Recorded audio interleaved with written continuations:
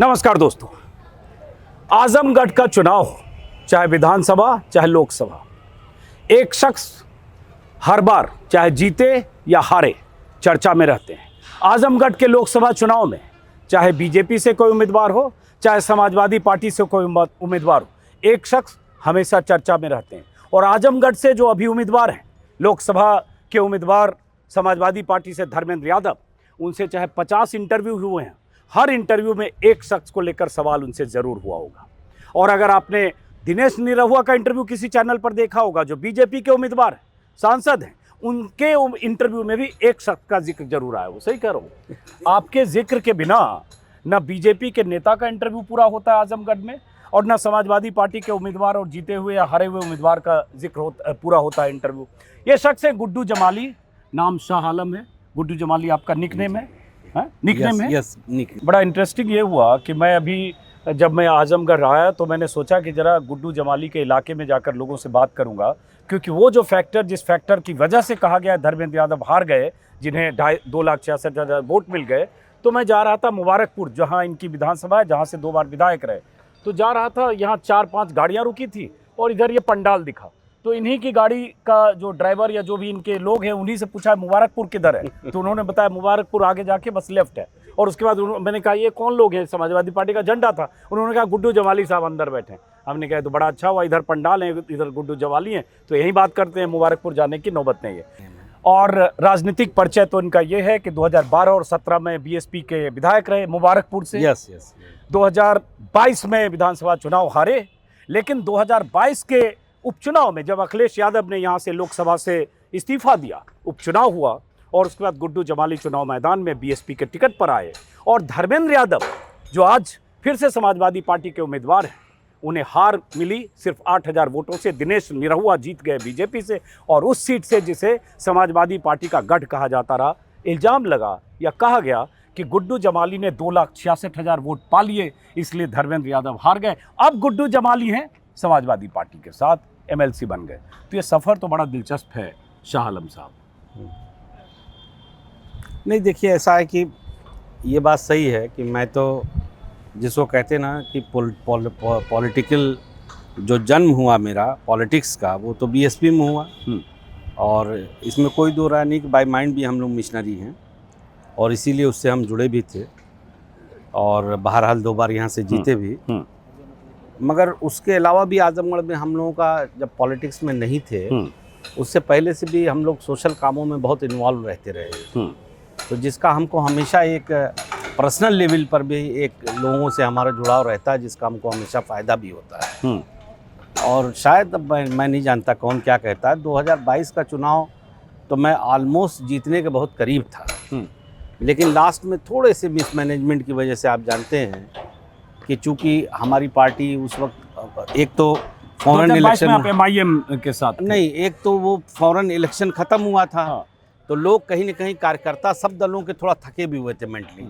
अच्छा, लोकसभा चुनाव की बात कर रहे हैं। हाँ। और दूसरी बात कि बाई इलेक्शन में बीएसपी चूँकि 22 के जो असेंबली के चुनाव में बहुत अच्छा उसका परफॉर्मेंस नहीं रहा था। आप जानते हैं 12% के आसपास था। आपको शायद 34,000 या 36,000 वोट मिले थे शायद 2022 नहीं, मैं तो एमआईएम से लड़ा था। हाँ, लेकिन उनका जो मैं ओवरऑल स्टेट की बात कर रहा हूँ, तो 12% 13% पे हमारी पार्टी बीएसपी उस वक्त आ गई थी।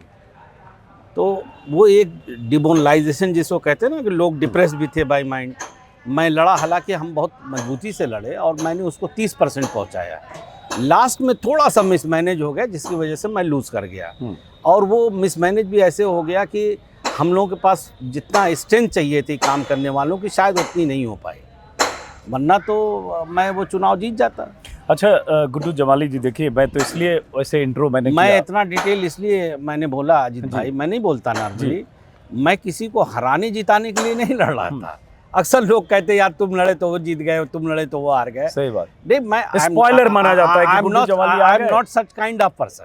नहीं, ठीक है, मेरा अपना जनाधार है, ये जिला मेरा है, अपनी लड़ाई लड़े। हर हाल में हम इतनी ताकत यहाँ रहते हैं अजीत भाई, मैं कहना नहीं चाहता गुड्डू जमाली निर्दल भर देगा तो भी 1 लाख सवा लाख वोट लेने की ताकत। सही बात है, इसीलिए तो आप समाजवादी पार्टी नहीं, में लाए अब वो गए। किस लिए लाए गए हैं वो मैं नहीं जानता, इसीलिए तो लाए लेकिन गए। अपने कामों के दम पे इतनी ताकत हमेशा रखते हैं कि अगर अच्छा, हम निर्दल भर दे तो इतना हमारी है। मैं जहां हूं यहाँ पीछे अखिलेश यादव की सभा होनी है कल, यस, कल होनी है। ये पंडाल, बड़ा सा पंडाल लग रहा है, पीछे स्टेज बन रहा है और सभा यहाँ जो होगी मैदान में, और यहाँ ऐसा इंतजाम कर रहे हैं कि जैसे अभी वहाँ हुआ, फूलपुर में हुआ, आज भी कहीं आज कहाँ सभा थी उनकी, जहाँ काफ़ी हाँ, आज आजमगढ़ के किसी इलाके में आजमगढ़ में ही जहाँ थी, लालगंज में और खरेवा मोड़ के पास थी। और फूलपुर में परसों तरसों हुई सभा जहाँ पूरा बेकाबू भी हो गई। कन्नौज में भी हुआ।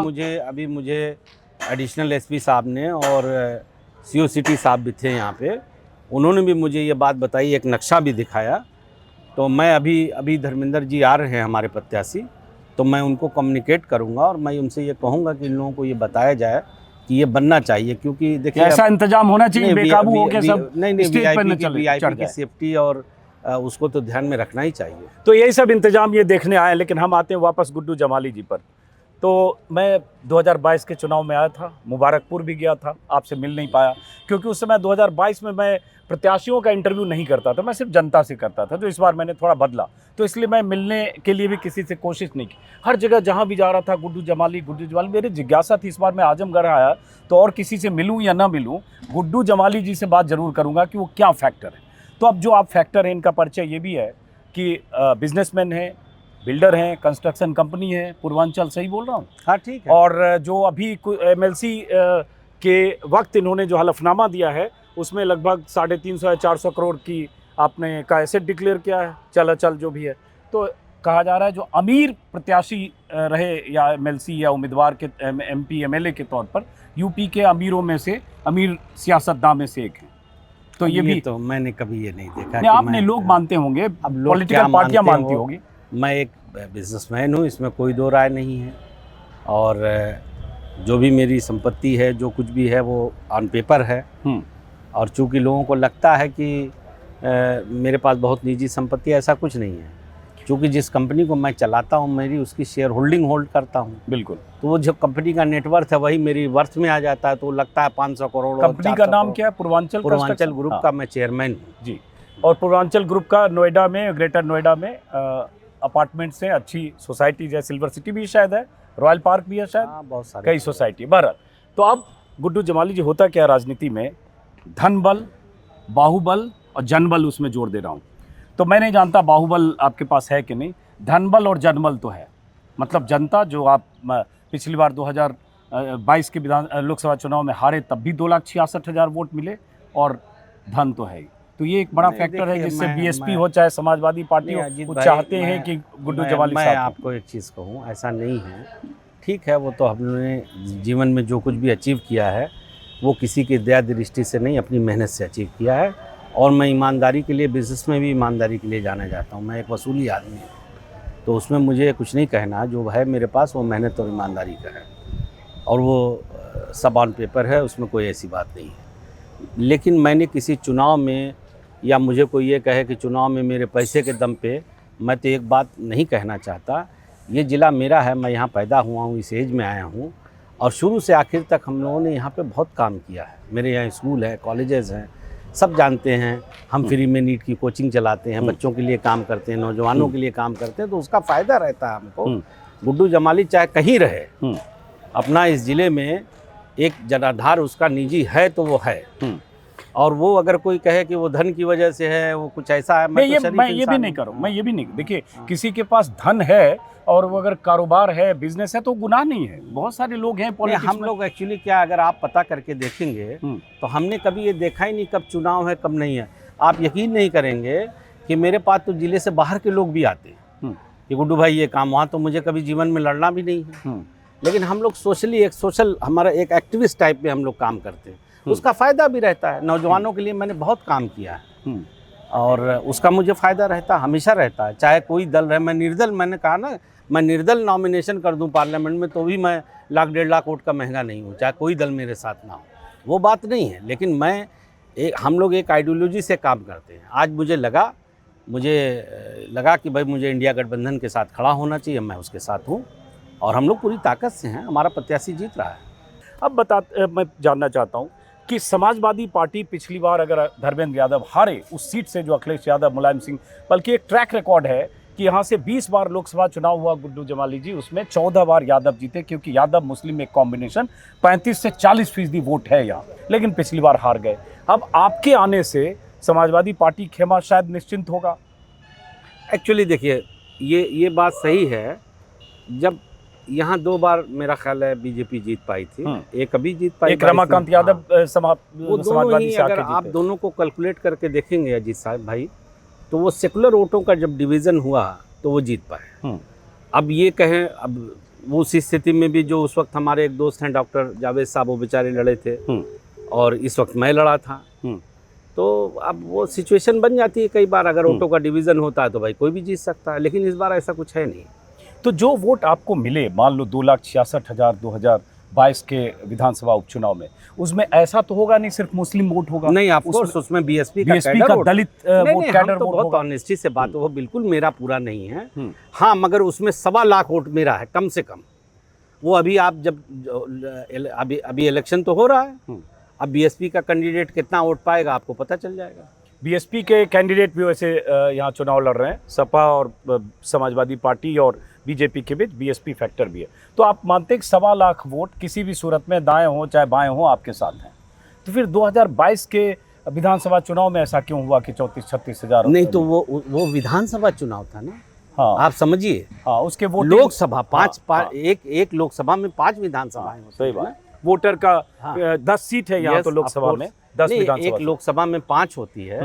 हाँ सॉरी, 10 अगर है जिले में। मैं एक में ही तो पाया था। और आप ये भी गौर कीजिए कि उस वक्त भी हमारे लोग जो थे, मुझे कहने में कोई आपत्ति नहीं है कि वो एक ही समाजवादी पार्टी की तरफ जाके सरकार बना रहे थे। पूरे प्रदेश में हमको छोड़ के किसी को वोट नहीं दिया, लेकिन हमको दिया, और ये जानते हुए भी दिया। ये बड़ी दिलचस्प बात ये है कि धर्मेंद्र जी का फोन आप बीच में कर लीजिए बात। हाँ बड़े भाई, कहाँ पहुँचे आप? हाँ, कहाँ पहुँचे?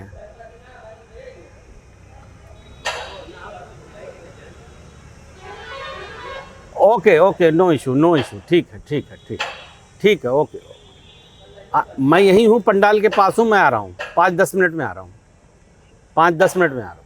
10 हम खत्म करेंगे। हाँ, आपको पूरी कीजिए। तो हम लोग क्या बात कर रहे थे? आप कह रहे थे जो विधानसभा में। हाँ, तो अब आप देखिए, ये बड़ी बात मैं कह रहा हूँ अजीत साहब, आप लोग तो इसमें हैं। देखिए, ये जानते हुए भी कि शायद हम ना जीत पाए, फिर भी हमको 37,000 वोट दिया लोगों ने। लेकिन ये बताइए, जैसे आपने कहा भी कि परवरिश या आपकी जो सियासी शुरुआत बीएसपी से हुई, उसी से आपकी पहचान बनी, 2 बार आप विधायक बने लगातार। उसके बाद आप बीएसपी से बाहर गए, आपने भी चिट्ठी कुछ लिखी थी शायद जब बीएसपी से बाहर गए मायावती को। उसके बाद फिर 2022 में भी लगा कि आपको टिकट मिलने वाला है, इन वक्त पर आपको टिकट नहीं मिला, या कुछ उस समय भी शायद हुआ समाजवादी पार्टी बीएसपी के बीच आना जाना, कुछ ऐसा हुआ मैं बहुत, देखिए हम और उसके बाद एमआईएम का टिकट लेकर आप लड़े। नहीं, मैं आपको बताऊं कि मैं उसमें कोई जो सच होता है उसको ईमानदारी से खुले तौर पे बात करने में कोई बुराई नहीं। मैं बीएसपी में था, उनका फ्लोर लीडर था, और माननीय बहन जी से मेरे हमेशा बहुत अच्छे रिश्ते रहे, बड़ी बहन जैसी हैं। आज भी हम उनकी बहुत इज्जत करते हैं। बीच में अब वो कभी कभी होता है, किसी के जो भी उनको किसी ने दिमाग में डाला, क्योंकि मुझे ज़्यादा इसलिए थोड़ा सा मैं हर्ट हुआ कि मैं उनका काफ़ी लॉयल और वफादार था। भाई, मैं उनके कहने पे माननीय मुलायम सिंह यादव जी से उस वक्त यहाँ चुनाव लड़ा था 2014 में, जब उनकी सरकार थी। बात करना अलग बात है, इन परिस्थितियों में लड़ना अलग बात है। उस वक्त भी मैं 2,66,000 वोट पाया था। ये भी बड़ा कोइंसिडेंट है। अच्छा, सेम? हाँ, मतलब कुछ 100 वोटों का फर्क था। तो बहरहाल उन्होंने कुछ ऐसी बातें मेरे उनके बीच में हुई जो मुझे लगा कि यार कहीं मिसट्रस्ट आ गया है, या थोड़ा मुझे जो भी फील हुआ, तो मैंने इस्तीफ़ा दिया। और इस्तीफ़ा देने के बाद मेरी कुछ लोगों ने मुझे अप्रोच किया, फिर मेरी मुलाकात हुई थी राष्ट्रीय अध्यक्ष जी से साथ, और उस वक्त देखिए वो सब बातें निकल गई, उसको मैं ज़्यादा नहीं करना चाहता, लेकिन कुछ बातें थी इस तरह की कि भाई वो लोग हमें लड़ा देंगे, लेकिन अनफॉर्चुनेटली वो मिस हो गया। तो ऑफ कोर्स मैं बहुत ईमानदारी से बात करने वाला आदमी, मुझे बुरा लगा था 2022 में। हाँ, मुझे जब मैं यहाँ यही पता चला। मुझे सच बोलने में कोई कभी परहेज नहीं रहता।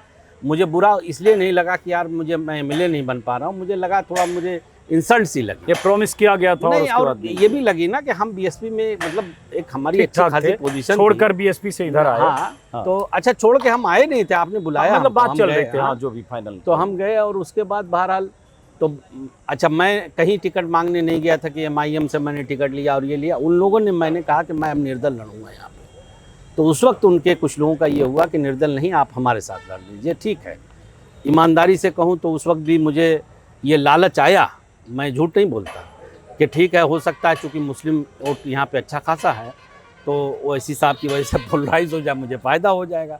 लेकिन अनफॉर्चुनेटली उसका मुझे बहुत फ़ायदा नहीं हो पाया। मुझे उतना ही लेट वोट मैं पा पाया जितना मेरा निजी वोट था। मैं बसपा से लड़ के लेता था, आज भी ले सकता हूँ, वो मुझे बाद में भी मिला।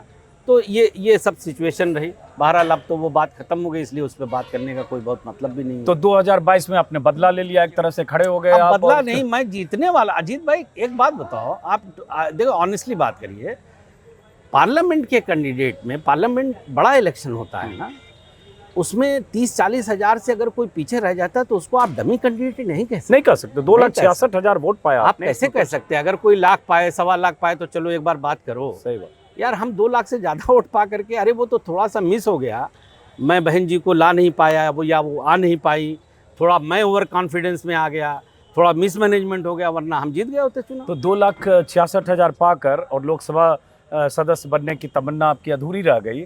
लेकिन जिस धर्मेंद्र यादव की हार हो गई उस वजह से उस चुनाव में, ऐसा माना जाता है कि समाजवादी पार्टी का मुस्लिम वोट टूटा, उन्हीं धर्मेंद्र यादव के लिए आज प्रचार कर रहे हैं। ये पंडाल बन रहा है अखिलेश यादव के लिए। आज सिचुएशन ऐसी है। तो ये क्यों हृदय परिवर्तन नहीं, हुआ या क्या हुआ? हृदय परिवर्तन की बात नहीं। देखिए मैंने क्या कहा, जीवन में बहुत ईमानदारी से जीता हूँ।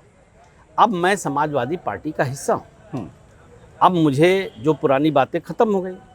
मुझे अब हमारे नेता माननीय अखिलेश यादव जी ने हमें एक, चलिए जो भी पुरानी बातें थी हम लोग बैठे उस पर बात हुई तो वो चीज़ें ख़त्म हो गई।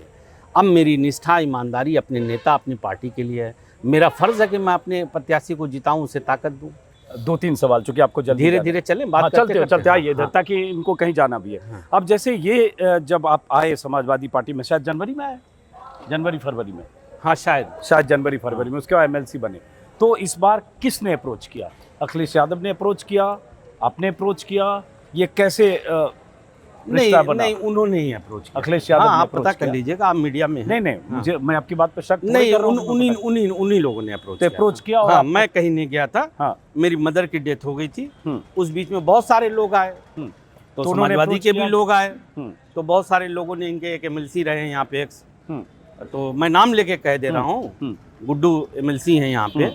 तो उन्होंने काफ़ी मुझे कन्विंस किया, बहुत सारी बातें कही। पहले भी मुझे कुछ लोगों ने दिल्ली में अप्रोच किया, तो मैं फिर मुझे लगा कि चलो देखते हैं।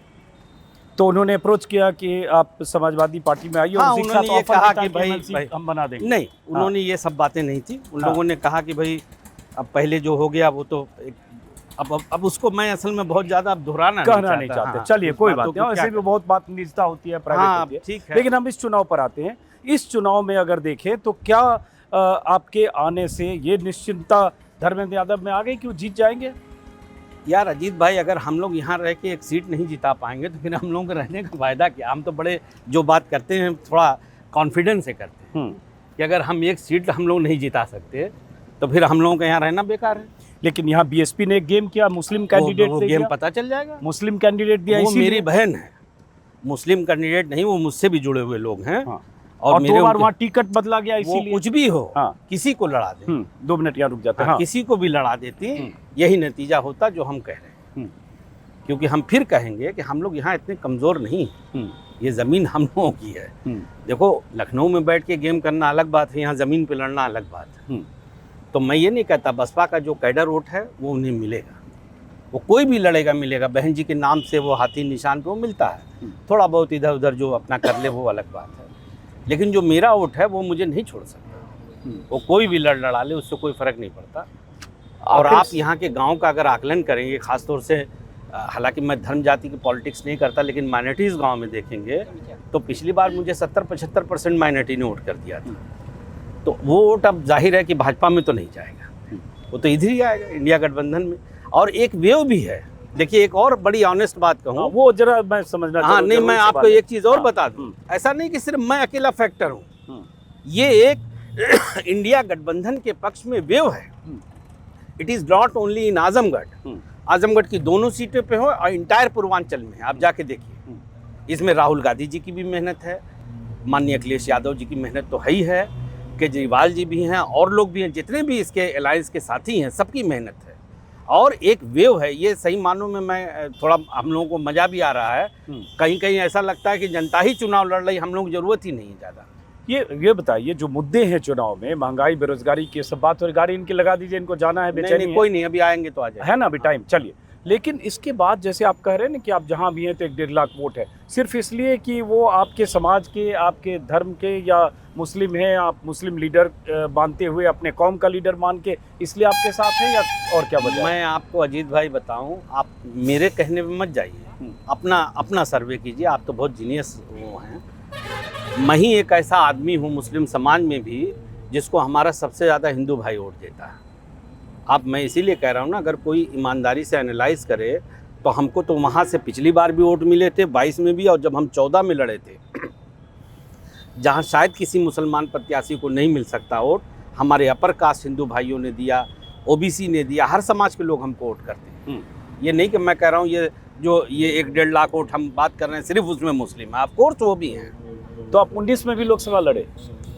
मैं 19 में नहीं, 14 में लड़ा था, 14 दो बार। तो अब आपने लोकसभा सांसद बनने की तमन्ना क्या करे यार, तमन्ना त्याग दी? नहीं देखो, ऑनेस्टली बात करें, जिंदगी में बहुत सी तमन्नाएं होती है, मगर सब तो नहीं पूरी होती, कुछ तमन्नाएं अधूरी हो जाती, कुछ कंप्रोमाइज कर लेना पड़ता है। तो एक बात मानेंगे कि आप अगर पिछली बार नहीं होते बीच में, जो इस बार नहीं है सपा और भाजपा के बीच में, तो नतीजे दूसरे होते हैं? तो यकीनन होते। अब आप अगर समाजवादी पार्टी के साथ आ गए हैं तो आपको लगता है कि समाजवादी ये भी एक फैक्टर है, मगर उसके साथ और भी जो मैंने कहा ना कि एक माहौल भी है उस पक्ष में। अब ऑफ कोर्स उतना तो है ही है, जैसे देखो माहौल होता चाहे नहीं होता, ये सीट हम लोग जिताने की ताकत रखते हैं। दिनेश लाल निरहुआ जो भी है, वो लगातार उनके जो बयान इधर उधर दिखते हैं कि बहुत काम इतने कम वक्त में आजमगढ़ में हो गया, कोई एयरपोर्ट बन गया, कुछ सड़क बन गया, हाईवे बन गया, और इतनी सरकार की योजनाएं हैं, तो एक बार फिर से ये हारेंगे और 2 यादवों की लड़ाई में कहीं फिर मुश्किल ना हो जाए, ऐसा बीजेपी के बहुत सारे। वो निरहुआ जी, मुझे उन पे कोई कमेंट नहीं करना है, वो जो कह रहे हैं वो अपनी जगह पे है, अच्छे कलाकार हैं, लेकिन बाकी बातों में कोई दम नहीं है। जैसे बहुत सारी चीज़ें, कुछ 1-2 काम हुए हैं जो हुए, मैं उसको भी नहीं नकारता। जैसे यूनिवर्सिटी का काम शुरू हुआ, वो इसी रिजिम में हुआ, लेकिन जैसे एयरपोर्ट की बात कही जाती है, अगर मैं उसकी बात करूं तो ईमानदारी की बात ये है कि उसकी बुनियाद तो माननीय मुलायम सिंह यादव जी ने रखी थी, जो हमारी थी ना, पहले वो हवाई पट्टी थी, बाद में वो एयरपोर्ट का रूप लिया उसने, कमिश्नरी उन्होंने बनवाया। तो ये कहना कि नहीं हमने ही सारा विकास कर दिया, आजमगढ़ का सही मानों में अगर किसी ने विकास किया है तो वो सपा और बीएसपी ने किया है। बहुजन समाज के ज़माने में भी बहुत सारे काम हुए, जैसे ये आउटर रोड, ये सब चीज़ें बनी हैं। और अब वो जो भी कह रहे हैं, लेकिन मैं एक लाइन में कह रहा हूँ बहुत प्लेनली, वो जीत नहीं पाएंगे। अच्छा चलो, अब एक बात होती है कि आजमगढ़ को यूपी की उन चंद सीटों में से माना जाता है कि समाजवादी पार्टी का गढ़ इसलिए रहा, और इसलिए 20 बार में से 14 बार यादव जीते यहाँ, क्योंकि चंद्रजीत यादव हों, चाहे रमाकांत यादव हों, चाहे मुलायम सिंह यादव, चाहे अखिलेश यादव, क्योंकि यादव मुस्लिम को मिला के लगभग 38% के आसपास वोट है। कोई 38 भी बोलता है, 40 भी बोलता है, लेकिन एक चंक, बड़ा चंक है जो है। अब इसके अलावा कोई इसमें ऐड ऑन आप क्या देखते हैं जातिगत आधार पे, जातीय जो समीकरण? मैं आज ये देख रहा हूँ जो सबसे बड़ा चेंज मुझे इस, और उसमें एक फैक्टर ये है कि दिनेश यादव भी, निरहुआ भी यादव है, तो कुछ टूटेगा। हाँ, मैं ठीक है, लेकिन मैं इस बार अजीत भाई ये देख रहा हूँ कि समाज का हर तबका वोट करने जा रहा है, कम या ज़्यादा। हो सकता है किसी के परसेंटेज कम हो, किसी के 100 हो, किसी के कुछ कम हो, मगर अब ये नहीं है कि सिर्फ मुस्लिम और यादव, समाज का हर तबका वोट करने जा रहा। हमारे ओबीसी भाई बड़े पैमाने पे कर रहे हैं, और मैं कहूँगा तो आप अभी चौंकेंगे और यकीन भी नहीं करेंगे, कुछ हमारे एससी भाई भी वोट करने जा रहे हैं। मैं ये नहीं कर रहा हूँ कि सब करने जा रहे हैं, मगर कुछ परसेंटेज उसमें से भी हो जाएगी, और बाकी तो जो आपने जोड़ा घटाया वो अपनी यहाँ पे है ही है, जिसमें तो दलित बहुत और आपको हैरत होगी कि कुछ हमारे अपर कास्ट हिंदू भाई भी वोट करने जा रहे हैं। कोई ऐसा समाज नहीं है जो अछूता रहेगा, इस बार का कुछ माहौल मुझे बड़ा ऐसा लग रहा है कि जैसे जनता ही चाहती है कि इनको हटा दो। नहीं, क्यों लग रहा है? इसका आधार अब क्या? जो भी है भाई, एक निराशा है लोगों में, एक निराशा है जैसे आप नौजवानों में। अब देखिए इतना दिन हो गया, कोई अपॉइंटमेंट भी नहीं हो पा रहा, भर्तियां नहीं हो पा रही, बहुत सारी चीज़ें हैं जो कहते हैं ना कि फेल्योर ऑफ कमिटमेंट्स, जो नहीं हो पाता, तो भाई जाहिर सी बात है एक टाइम के बाद निराशा होती है लोगों में। जैसे लोग कह रहे हैं कि प्रधानमंत्री की जो बहुत सारी योजनाएं हैं, उन योजनाओं का असर है, या बीजेपी नेताओं को लगता है कि उन योजनाओं के दम पर महिला वोट बैंक एक बड़ा तबका लाभार्थी वर्ग है, उससे उनको फ़ायदा होना है, तो इसलिए इस लड़ाई का एक फैक्टर मोदी के इर्द गिर्द है, इसलिए सिर्फ इसको ये कह लेना कि हाँ। नहीं, मैं आपको बताऊं, जैसे इनके कुछ योजनाएं हैं, ईमानदारी से उसको एक्सेप्ट करने में कोई बुराई नहीं है। जैसे ये 5 किलो अनाज देते हैं, ये सब करते, तो गांव देहात में बेचारे जो गरीब कमज़ोर लोग हैं उस पर उनका असर रहता है कि यार हमको। लेकिन फिर मैं आपसे कहूँगा कि आप सर्वे करके देख लें, पता नहीं, मुझे भी हैरत होती है कि वो सारी चीज़ें जैसे डाइल्यूट सी हो गई। लोगों के सामने अब ये मुद्दा है कि यार हमें ये 5 किलो अनाज, अच्छा अब इन लोगों ने कहा हम 10 किलो देंगे। हाँ, राहुल गांधी ने कहा ना 10 किलो तो भाई हम 10 किलो देंगे। हाँ। तो अब आप क्या करिएगा? तो वो कह रहे कि अब तो 10 किलो देवे के कहा था मैं गाँव के अपने अंदाज में कि बाबू, और महिला को 1-1 लाख साल में देने को कह रहे हैं, और 3,000 और 8,000 देने को कहा था मैं। तो अब तो इसकी भी लड़ाई हो रही है यार कि आप जो दे रहे हो उसका 3 गुना लोग ऑफर कर रहे हैं। तो अब जरा मामला टेढ़ा है इस बार। अच्छा, अब आखिरी सवाल कि जैसे लोग तरह तरह के अनुमान, हर आदमी, समाजवादी पार्टी के लोग, हर लोग लगा रहे हैं कि यूपी की 80 सीटों में इस बार क्या होने वाला है। भाई बीजेपी कर रही है 80 पार, 400 पार का ऐसे देश भर का नारा है। आप आजमगढ़ में हो, पूरब के इलाकों का आपको अंदाजा होगा, 6ठे-7वें चरण में इधर वोटिंग है, क्या लग रहा है आपको? अगर हम समझें कि किन किन सीटों पर लग रहा है इंडिया गठबंधन? देखिए, मैं आपको बता रहा हूँ, और यही होगा 4 तारीख को गिनती में, आप देख लीजिएगा। आजमगढ़ की दोनों सीट हम जीत रहे हैं। हम यहाँ लालगंज और आजमगढ़ की बात कर रहे हैं। घोसी जीत रहे हैं, गाजीपुर जीत रहे हैं, ये अंबेडकर नगर हम जीत रहे हैं। जौनपुर के बारे में मुझे पूरा क्लियर असेसमेंट नहीं है, तो इसलिए मैं अभी बहुत उस पर कमेंट नहीं कर सकता। ऑफ कोर्स वो भी मजबूत लड़ाई में होगी, लेकिन मुझे सही बात में कुछ नहीं, ज़्यादा नहीं पता उसके बारे में। तो ये सीटें हम जीत रहे हैं। चलिए, बहुत बहुत शुक्रिया।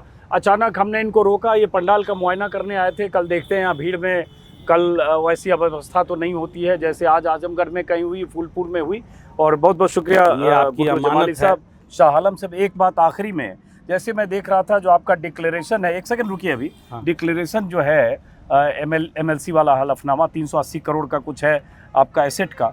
एक बड़ी चीज़ देखता हूँ कि बड़े बड़े नेता, बड़े बड़े ऐसे कारोबारी पॉलिटिशियन, वो उनका जब उसमें देखता हूँ कि गाड़ी कौन सी है इनके पास, तो आपका उसमें दिखा कहीं, आप करेक्ट करिए, क्वालिस तो गुजरे जमाने की 20 साल पहले। सही तो ये क्या वजह होती है कि लोग चलते हैं मर्सिडीज से, BMW से, और लिखा होता है कोई कार नहीं? नहीं, कोई गाड़ी नहीं। मैं उसका जवाब आपको दे देता हूँ। ये थोड़ा मैं लाइटर नहीं, आप बिल्कुल, आपको हर सवाल पूछने का हक है और मैं उसको बताता हूँ।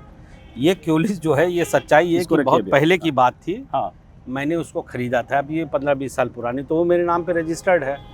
बाकी मुझे दिक्कत यूँ नहीं आती कि मैं जिस कंपनी का चेयरमैन हूँ वो मुझे गाड़ी भी देती है चलने के लिए, और वो सारी गाड़ियाँ देती है जिनका नाम आपने लिया है। चलिए, बहरहाल बहुत बहुत शुक्रिया आपका। ये हर नेता के साथ होता है, इसलिए मैंने कहा। चलिए, बहुत बहुत शुक्रिया। माइक इनको खोलें और विदा करें। बहुत शुक्रिया, पहली बार मुलाकात हुई और देखते हैं।